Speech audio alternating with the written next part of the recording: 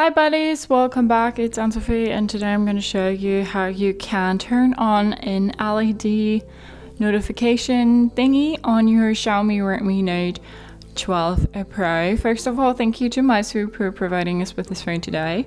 And to turn on your notification extra here, we need to go to our settings and then scroll down and go to notification and control center. And now we can go ahead and say notification effect. And here we have like none.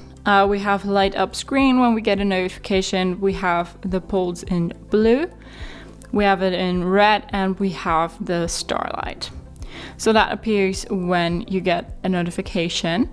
And we will go back now. And if you've done that, you can, just go back, use your phone as normal, and if your phone is locked and you get a notification, then this starlight or the red or blue pulse will appear. So that's how you can turn on the notification animation thing here on your Xiaomi Redmi Note 12 Pro. Hope you liked it, hope it helped. If so, thumbs up, share and subscribe, and I hope to see you next time. Bye.